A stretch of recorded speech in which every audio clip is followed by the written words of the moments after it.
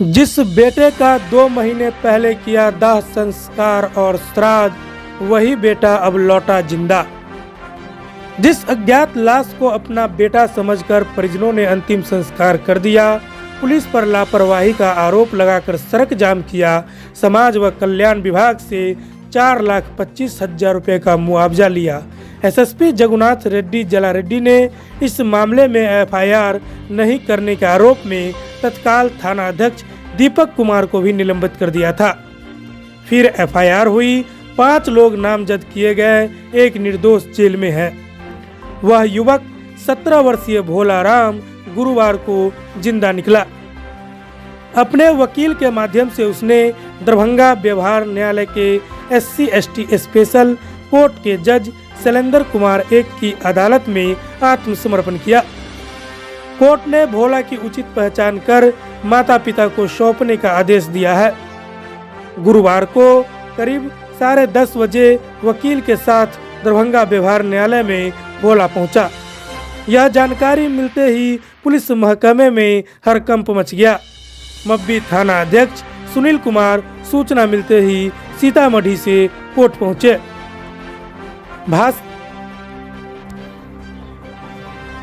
भोला की माने तो 8 फरवरी को वह दरभंगा राज परिसर में खेल रहा था। उसी दौरान 2 लोग आए, उसको रुमाल सुंघाकर बेहोश कर दिया। होश आने पर वह अपने को नेपाल में पाया। भोला के वकील मुकेश कुमार राय ने बताया कि 5 से 7 दिन पहले किसी ने भोला के बड़े भाई धीरज के मोबाइल पर फोन कर कहा कि आपका भाई जिंदा है। फिर उसके बाद धीरज नेपाल जाकर उसे दरभंगा लाया। इस संबंध में एसएसपी जगुनाथ रेड्डी जला रेड्डी ने कहा कि अब इस मामले का फिर से अनुसंधान होगा। प्रथम दृष्टया गिरफ्तार लोगों की संलिप्तता पाई गई थी।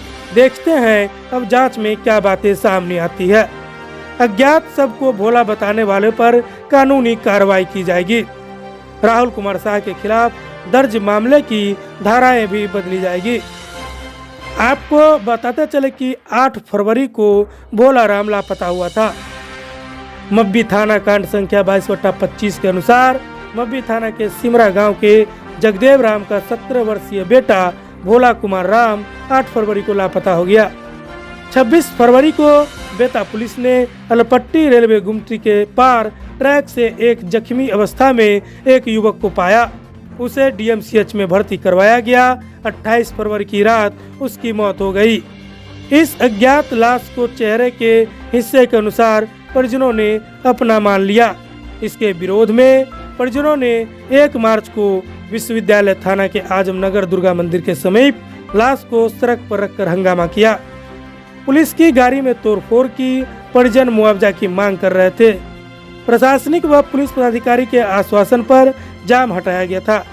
परिजनों के समाज व कल्याण विभाग की ओर से 4,25,000 का मुआवजा दिया गया था।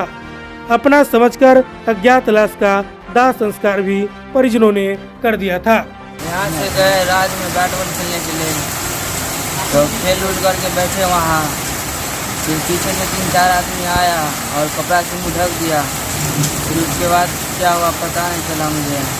फिर जब उठे तो एक घर में बंद थे हम और कान रहे थे और हल्ला कर रहे थे। तो आदमी जो आया और बोला अगर हल्ला करेगा तो मार देंगे, चुपचाप रहो।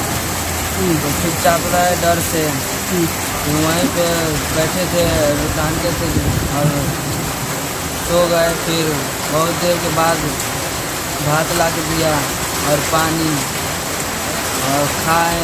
फिर कानून के वहीं पे सो गए, हल्ला नहीं करने देगा। फिर तुम कैसे यहाँ तक कैसे पहुँचे?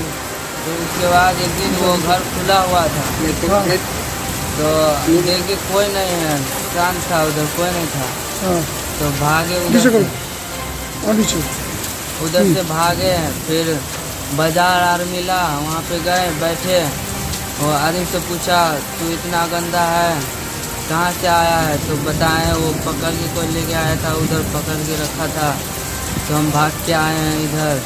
तो बोला अब कहाँ जाओगे? तो बोले घर जाएंगे। नंबर है? तो बोले हाँ है। 8 फरवरी को मेरा भाई जो है कहीं चला गया था और उसके बाद हम लोगों के द्वारा मब्बी थाना में गुमशुदगी का रिपोर्ट दर्ज कराया गया, लेकिन मब्बी थाना के द्वारा एफआईआर दर्ज नहीं किया बल्कि सनहा दर्ज कर दिया गया। और उसके बाद हम लोग काफ़ी खोजबीन की, अपने स्तर से हर जगह खोजबीन की। उसके कुछ दिनों के बाद उसके भाई के मोबाइल पर जो है लगातार एक अज्ञात नंबर से फ़ोन आना शुरू हो गया कि तुम 45,000 रुपया दो, तो तुम्हारा भाई मेरे पास है, ये है। तो उसको विश्वास नहीं हुआ। फिर इस बात का भी लिखित जानकारी मब्बी थाना को दिया, फिर वहाँ भी उसकी सुनवाई नहीं हुआ। फिर एसएसपी ऑफिस में दिया गया, लेकिन सुनवाई नहीं किया। फिर इसका भाई के द्वारा जो है सोचा कि पैसा दे देते हैं तो मेरा भाई को रिटर्न कर देगा। ये 5,000 रुपया पे फ़ोन के माध्यम से उस नंबर पे भेज दिया। भेजने के बाद भी जो है इसका भाई नहीं मिला।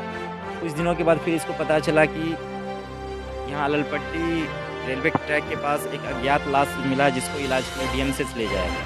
वहाँ पे इन लोगों को बुलाया गया। जब बुलाया गया तो शायद उसका चेहरा उस लाश का खुला हुआ है। तो इन लोगों के लिए दावा किया गया जो नहीं, इसका डीएनए टेस्ट कराया जाए, जो इसको शक है जो इसका भाई नहीं। उसके बावजूद भी जो है वहाँ पर इन लोग को ज़बरदस्ती, इन लोगों का कहना जो नहीं, ज़बरदस्ती हम लोग को लाश दे दिया गया। फिर हम लोग उसका दाह संस्कार कर दिया। दाह संस्कार वगैरह हो गया, सारा चीज़ हो जाने के बाद उसको पुनः जो है एक अज्ञात नंबर से नेपाल से व्हाट्सअप कॉलिंग आना शुरू हुआ।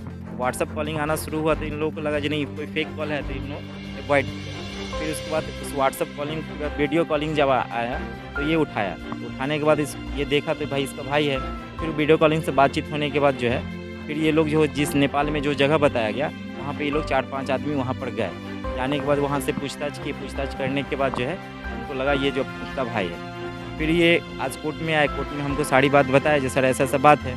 तो हमने देखा, उनका आईडी प्रूफ देखा, आधार कार्ड और डॉक्यूमेंट वगैरह देखा, तो लगा जो नहीं ये लड़का वही है। तो फिर हमने न्यायालय को आवेदन दिया सर इसका बयान कराया जाए। अभी लड़का के न्यायालय में स्टेटमेंट के लिए जी हमको मेरे पास जो डॉक्यूमेंट है, पोस्टमार्टम रिपोर्ट, मृत्यु प्रमाण पत्र दिखाया गया, जिससे ये साबित होता है कि लड़का मर चुका है। लेकिन इनके परिजन के द्वारा जो मुझे आधार कार्ड डॉक्यूमेंट दिखाया गया और मैंने प्रत्यक्ष रूप से जो लड़का को देखा है, उससे लग रहा है जो नहीं लड़का जिंदा है।